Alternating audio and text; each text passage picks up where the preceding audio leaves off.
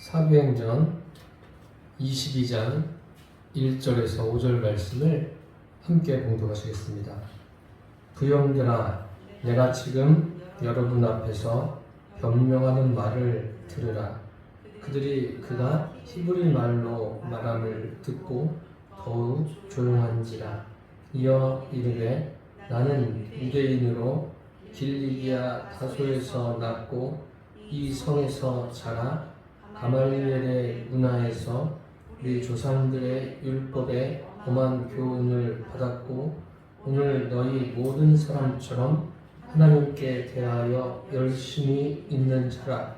내가 이 돌을 박해하여 사람을 죽이기까지 하고 남녀를 결박하여 목에 넘겼노니 이에 대제사장과 모든 장로들이 내 증인이라.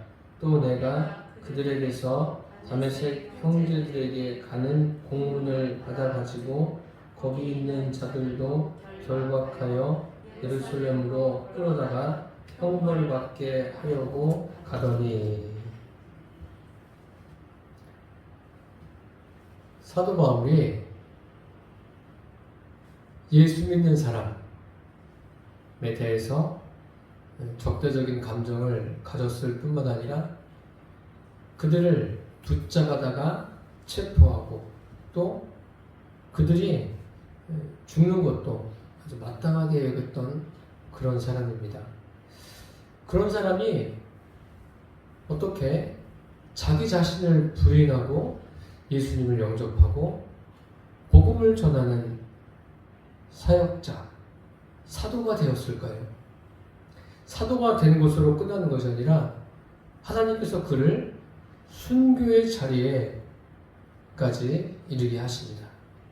어떻게 이런 일이 가능할까요? 우리가 지금 사도행전을 배우고 있는데 사도행전 그 8장부터 사울에 대한 이야기가 나오지 않습니까? 그래서 9장에 가서는 또 예수님을 다메섹 도상에서 만납니다. 만나고 여러 차례 전도여행을 거쳐서 이제 예루살렘에 도착했어요.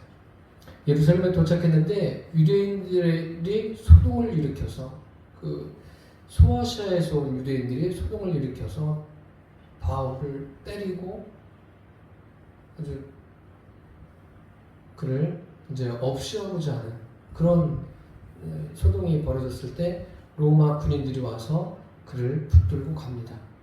가는데 바울이 천부장에게 요청을 하죠. 내가 말할 수 있냐? 나에게 말을 할 수 있게 허락해달라. 그래서 바울이 이제 그 많은 군중들 앞에서 이야기를 합니다. 이야기를 하는데 오늘 2절에 보니까 이렇게 되어 있습니다. 그들이 그가 히브리 말로 말함을 듣고 더욱 조용한지라. 히브리 말로 말하는데 더욱 조용했다고 했어요. 그러니까 굉장히 막 소동을 일으켰던 사람, 소리를 지르면서 뭐 바울을 저 사람을 뭐 쳐 죽여라 뭐 별의별 이야기를 다 했겠죠. 그런 사람들이 아주 조용해졌습니다.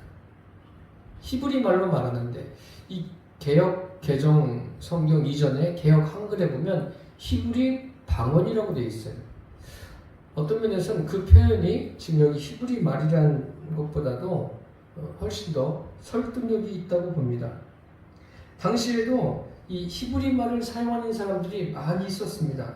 또 그 외에 다른 언어도 그 이스라엘에서 공용어로 사용되었습니다. 예를 들면 로마가 세계를 지금 지배하고 있을 때 아닙니까? 그러니까 당연히 로마 언어도 통용이 됐을 것이고 또 문화는 알렉산더에 의해서 헬라 문화가 아주 깊숙하게 뿌리를 내리고 있습니다. 그러니까 헬라어도 사용이 된 것은 너무나도 당연한 일이죠.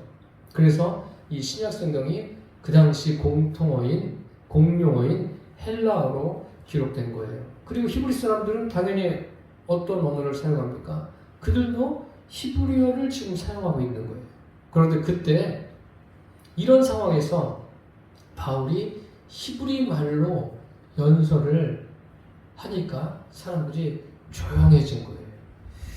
그리고 그 당시에는 여러 가지 말이 통용됐다는 것을 우리가 알 수 있어요. 예수님께서도 십자가에 달리실 때 그들이 죄패를 붙이지 않습니까? 거기에 언어가 몇 가지로 되어 있습니까?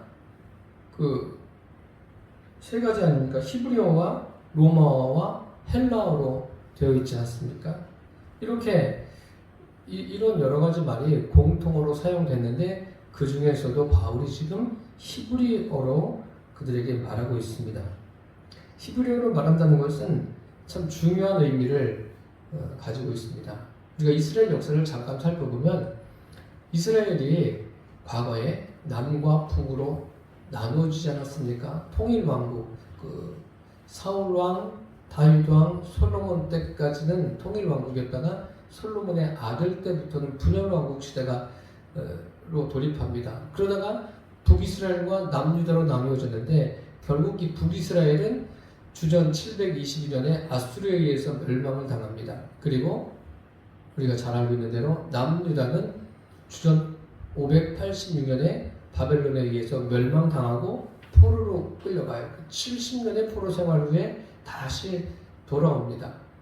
그러면서 결국은 나라도 흐지부지 된 거 아닙니까? 흐지부지 되고 그러다가 예수님 시대에 예수님께서 말씀하신 대로 주전 70년에 로마에 의해서 이스라엘이 완전히 멸망을 당하지 않습니까? 그래서 이스라엘 사람들이 어떻게 되는 거예요? 다 산지사방으로 흩어집니다. 흩어졌으니까 이 오랜 시간 동안 이제 흩어진 민족이 돼서 그들이 언제 독립합니까? 1900년대에 독립하지 않습니까? 그러면 생각해 보십시오. 거의 2000년 이상 흩어진 민족이 된 거예요. 그러면 그들의 고유 언어가 그대로 남아있기가 쉽겠습니까? 굉장히 어려운 거예요. 굉장히 어려운 정도가 아니라 불가능에 가까운 거죠. 어떻게 그들의 언어가 그대로 남아있을 수 있을까? 그 언어가 그대로 남아있을 수 있었던 역할을 한 게 뭐냐면 성경입니다. 성경 때문에 그들은 그들의 언어를 가지고 있었던 거예요. 한 가지 예로 지금 바울 같은 경우에 이 사람은 유대인 아닙니까? 히브리말을 사용하고 있어요. 그런데 여기 3절에 보니까 뭐라고 말을 하죠? 나는 유대인으로 길리기아 다소에서 났고 이 성에서 자라 가말리엘의 문화에서 우리 조상들의 율법의 엄한 교훈을 받았고, 이 사람이 어떻게 교육을 받았는가라는 것을 설명하고 있습니다. 길리기아 다소라는 것은 오늘날의 튀르키예, 터키 지역이에요. 그러니까 이스라엘하고 떨어져 있는 곳 아닙니까?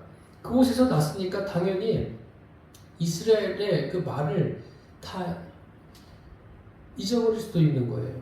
그런데 기억하고 있는 것은 뭐예요? 가말리엘의 문화에서 공부했다고 그랬어요.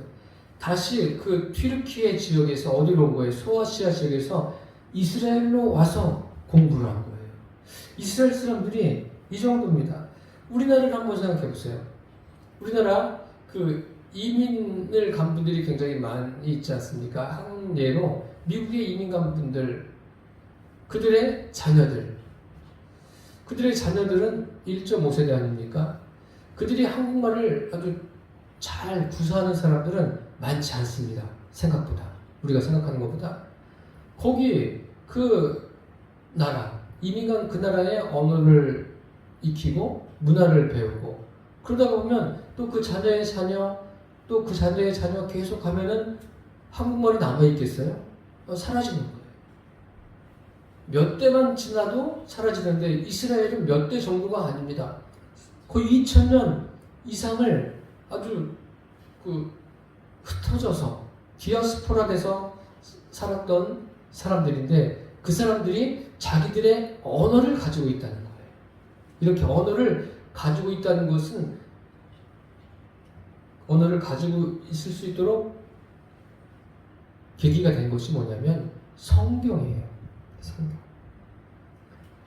이 사도 바울도 자기 본국으로 유학을 온 거예요. 그러니까 참 대단하지 않습니까? 당연히 본국에 와서는 뭘 배우고 있어요? 본국의 언어로 배우지 않겠습니까? 그래서 지금 바울이 히브리 말로 말을 하는데 사람들이 조용해진 거예요. 그 이스라엘 사람들이 가지고 있는 그 생각은 참 우리가 배워야 될 게 많이 있습니다. 한 가지 예로 우리가 알고 있는 그 중동 전쟁이 일어났을 때 그때 미국에서 어떤 일이 있었냐면 공항이 붐볐대요. 공항이 출국하는 데도 붐비고 입국하는 데도 붐비고, 출국하는 데는 거기에서 이제 이스라엘 쪽으로 출국하는 거 아니에요. 이스라엘 사람들이 출국하기 위해서 붐볐고, 이 입국하는 곳은 그 아랍 사람들이 미국으로 피신해 오는 거죠. 그래서 붐볐다는 거예요. 그러니 뭐 중동 전쟁 누가 이겼습니까? 이스라엘이 이기지 않았습니까? 이런 정신을 우리가 어떻게 당해낼 수 있겠습니까? 참 이 사람들이 지금 그러니까 이스라엘 사람들이 가지고 있는 그 자부심, 자긍심 굉장히 강한 거예요. 자기들의 언어를 지금까지 지키고 있지 않습니까? 지금 바울도 자기가 뭐라고 그래요? 오늘 3절에 보니까 우리 조상들의 율법에 엄한 교훈을 받았다. 아주 철두철미하게 율법을 배운 거예요. 보통 사람이 아니에요.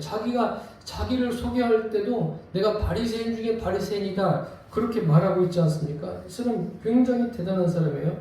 그리고 그 빌립보서 3장에 보면 이런 말씀이 있습니다. 자기를 소개하면서 나는 8일 만에 할례를 받고 이스라엘 족속이요 베냐민 지파요 히브리인 중에 히브리인이요 율법으로는 바리새인이요. 그러니까 자기가 이만큼 대단한 사람이다 그렇게 이야기하는 거예요. 일단 자기를 소개하는 거죠. 그 이스라엘 사람들에게. 사실은 그들이 성경을 잘못 해석하고 율법적인 성경 해석을 해서 오류를 범한 것은 사실입니다. 사실인데 그 나름대로 하나님 말씀을 지키려고 하는 그 순수함 그것은 있는 거예요. 그렇다고 그들이 옳다는 이야기가 아니에요. 그들이 좀 빗나가서 가고 있는데 그들의 그 정신이 참 대단하다는 것을 여러분들에게 지금 말씀을 드리는 겁니다.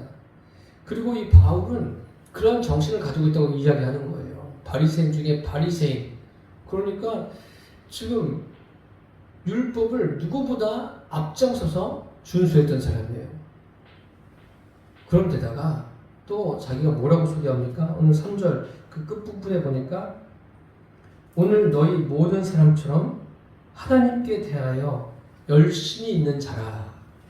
그것을 지금 오늘 이 표현을 빌립보서에서는 이렇게 말합니다. 열심으로는 교회를 박해하고 율법의 의로는 흠이 없는 자라. 교회를 박해하는데 누구보다 앞장서고 열심을 냈다는 거예요.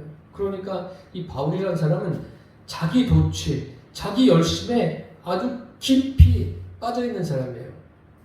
이런 사람들은 어떤 일을 맡기면 무엇인가 이루긴 이루죠. 이루는데 자칫 잘못하면 잘못된 길로 가기가 쉬운 거예요. 바울처럼 주님을 만나면 달라질 텐데 주님을 만나지 못한다면 이런 사람들은 정말 자기 도취에 빠져서 그 인생의 방향을 잃고 살아가게 됩니다. 여기 이렇게 하나님에 대해서 굉장히 열심히 있다고 바울이 이야기하는데 여러분께 한 가지 질문할게요. 하나님께 대해서 가장 열심히 있는 사람이 누구일까요? 어떤 사람일까요? 그리스도인입니까? 아니면 이슬람 문화권에 있는 사람들입니까? 아니면 유대교입니까? 하나님께 대해서 열심히 있는 사람은 유대교를 따라올 수가 없습니다. 지금 보세요. 소아시아 지역에서 유대인들이 왜 왔어요? 바울을 잡으려고 온 거예요. 이 정도의 열심이에요. 막 그냥 국경을 넘어서서 오는 거예요. 자기들이. 이 보통 열심입니까? 바울도 뭐예요? 체포영장을 가지고 다메섹 이방 나라에 가서 예수님 사람들을 잡으려고 가는 거 아닙니까? 이런 열심들을 유대인들이 가지고 있어요. 참 이들이 이 복음을 제대로 받아들인다면 이 열심을 통해서 복음을 더 제대로 전할 수 있지 않을까 그런 생각도 해봅니다. 어쨌든 지금 바울이 자기를 소개하는데 이 바울이 자기를 소개하는 것을 보면은 예수 믿을 수 있는 조건이 됩니까? 예수 믿기에는 너무나도 어려운 사람이에요. 히브리인 중에 히브리인 아닙니까? 바리새인 중에 바리새인이에요. 율법의 의로는 흠이 없어요.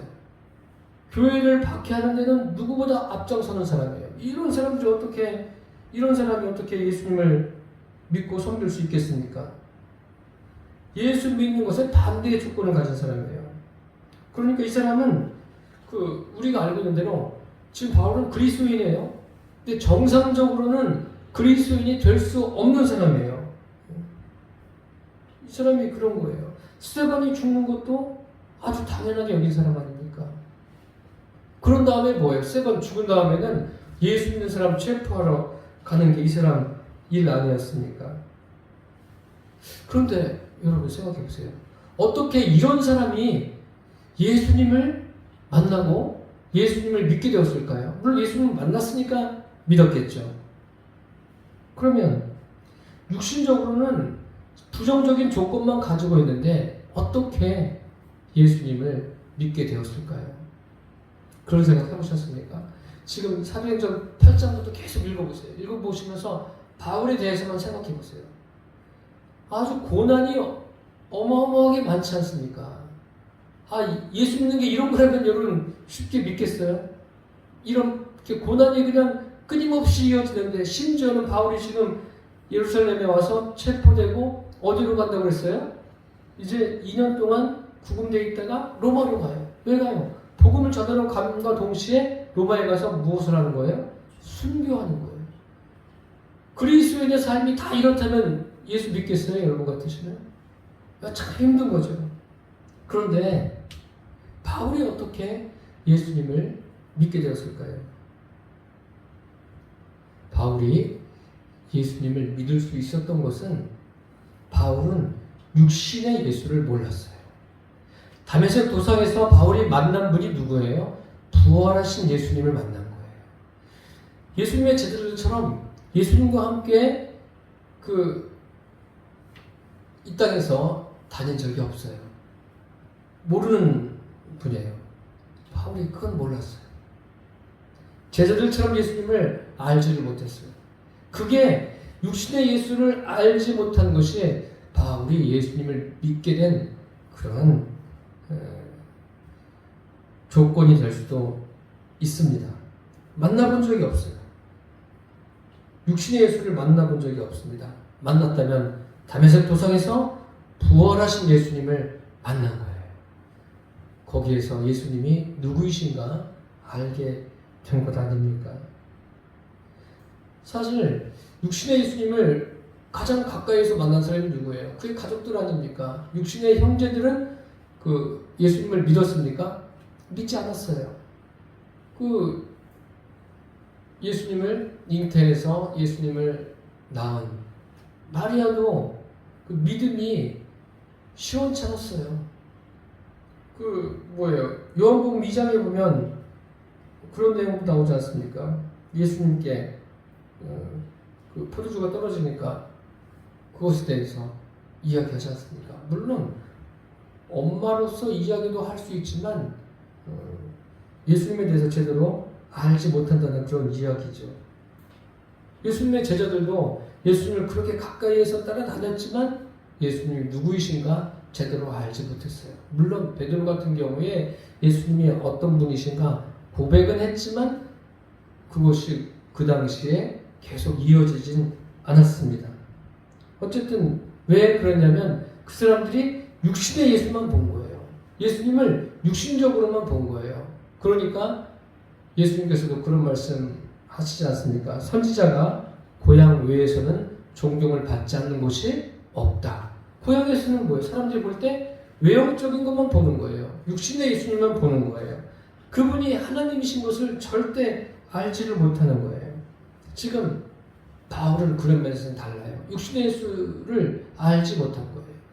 그 부활하신 예수님을 바울이 만난 것 아닙니까? 그래서 바울이 이제 믿음을 갖게 된 거예요. 그리고 바울에게 왜 이렇게 많은 고난이 있었습니까? 물론 시작할 때부터 이제 바울이 많은 고난을 받을 것이라고 그 아나니아에게도 또 바울에게도 주님이 알려주셨어요. 왜 많은 고난이 있었습니까?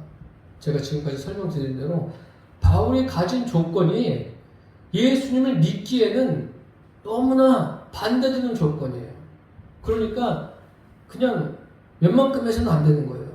완전히 바울이 깨어지게 만드시는 거예요, 주님이. 참 이런 설교를 하는 저도 바울에 대해서 생각하면서 바울이 그 하나하나를 겪으면서 어땠을까?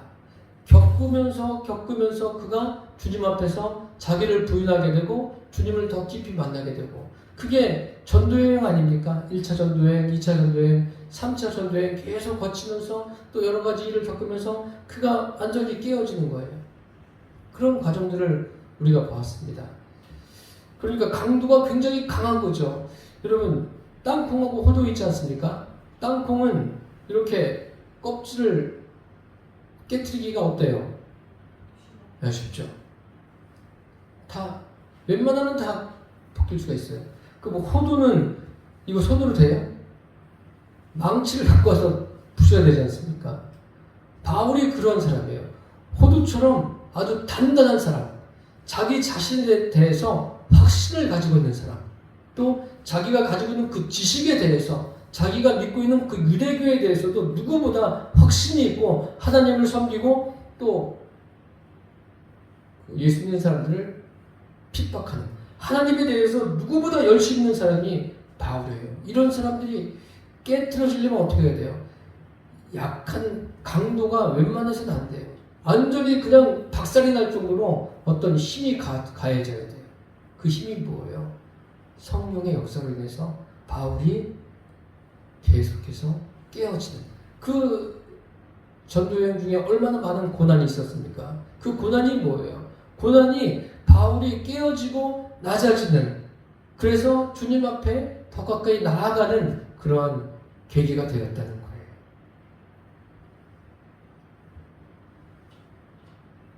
이게 우리가 지금 이 사도행전을 보면서 하나님께서 바울에게 이러한 일을 겪게 하신 이유가 있구나. 바울도 자기가 이야기하지 않습니까? 그렇게 오늘 본문에 그렇게 이야기해요. 여기 4절에 보니까 얼마나 열심히 있었는지 내가 이 돌을 박해하여 사람을 죽이기까지 하고 자기가 했던 일을 다 그대로 이야기하는 거예요. 숨김없이 이야기하는 거예요. 얼마나 이게 자기에게는 부끄러움이고 또 자기 인생의 수치겠습니까? 그런데 이야기해요. 남녀를 결박하여 옥에 넘겼노니 이에 대제사장과 모든 장로들이 내 증인이라. 또 내가 그들에게서 다메섹 형제들에게 가는 공문을 받아가지고 거기 있는 자들도 결박하여 예루살렘으로 끌어다가 형벌받게 하려고 가더니, 참 바울이 이런 사람이에요. 이런 사람이 자기를 부인하고 주님을 만나기까지, 또 주님을 만나는데 아주 깊이 그 믿음이 더 성숙해지는 그 과정 속에서 어떤 일이 있었는지 우리가 지금 계속 보지 않았습니까? 깨어지기 어려운 사람, 주님이 이 사람을 깨트린 거예요. 무엇을 통해서요? 고난을 통해서. 그래서 사람들마다 겪는 고난이 다 달라요. 여러분들도 나름대로 고난을 겪지 않습니까? 그 고난을 누가 해결해줘요? 해결해줄 사람은 아무도 없어요. 하나님과 나와의 관계에서 그 고난이 해결되어지는 거예요. 저도 그렇고 여러분도 하나님 앞에서 우리가 겪는 그 고난에 대해서 해결함 받게 되기를 바랍니다. 해결이란 게 뭐예요? 결국은 나를 부인하고 주님을 더 높여드리는 거예요. 주님만이 옳으십니다. 주님만이 맞습니다.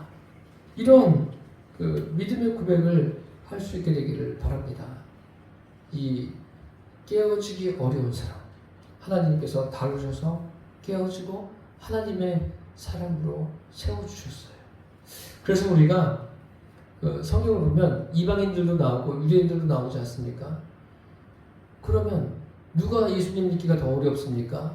아무것도 모르는 이방인이 예수 믿기가 더 어려운 게 아니라 무엇인가 안다고 말하는 유대인들이 예수님 믿기가 더 어려운 거예요. 차라리 아무것도 모르는 사람, 다른 종교에 심취해 있는 사람, 그런 사람들이 주님께 나올 수 있는 게 더 쉬운 거예요. 그 사람에 비해서는. 유대인들이 지금 그런 거예요. 그런 바울이 주님께 나오지 않았습니까? 그래서 우리가 성경을 읽으면서 바울 같으면 예수 못 믿겠다 이렇게 말할 게 아니라 바울이 왜 하나님께서 바울로 하여금 이렇게 많은 것을 겪게 하셨을까? 그 답을 저와 여러분도 분명히 알고 주님을 섬길 수 있게 되기를 바랍니다. 결국 바울은 자기가 그런 것을 겪으면서 깨달은 게 뭐예요?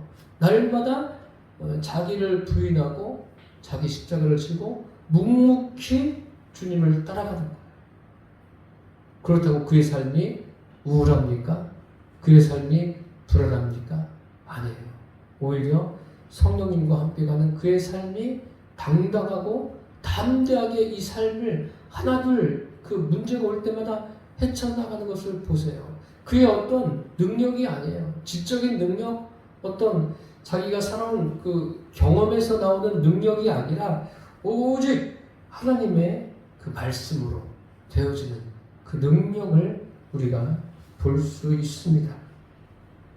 이렇게 주님을 만나는 것. 결국 주님을 만나기 어려운 사람들, 제가 유대인들이 주님을 만나기 어렵다고 말씀드렸죠.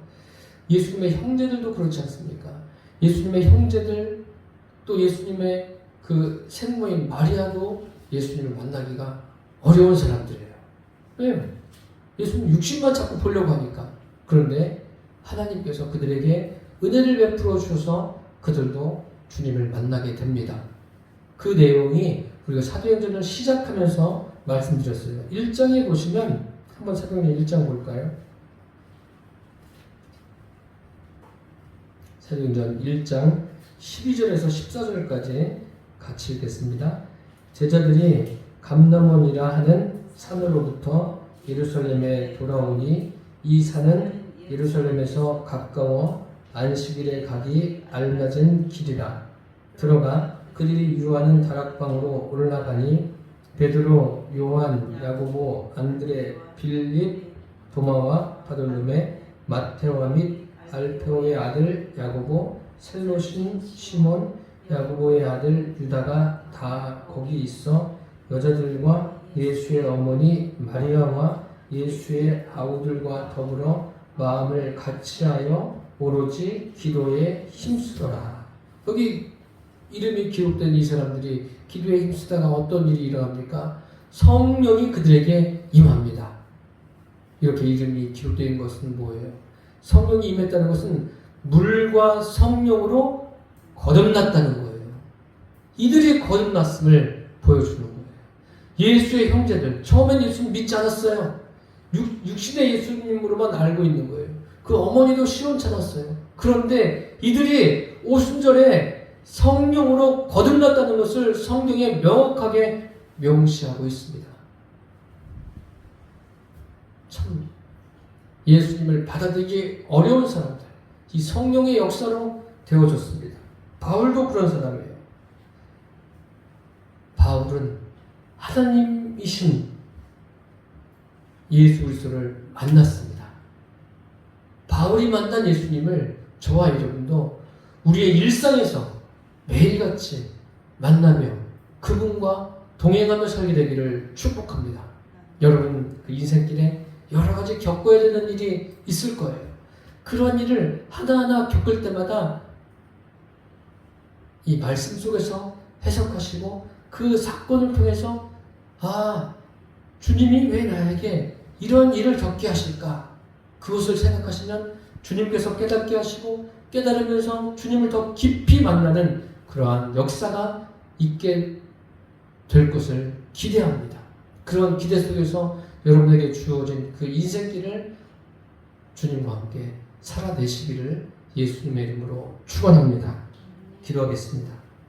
살아계신 주님, 사도 바울이 만난 하나님이신 예수 그리스도를 우리도 만나게 해주셔서 감사합니다.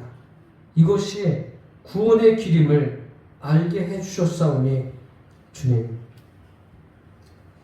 우리가 끝까지 주님과 함께 주님과 하나 되어 이 길을 가게 하여 주옵소서.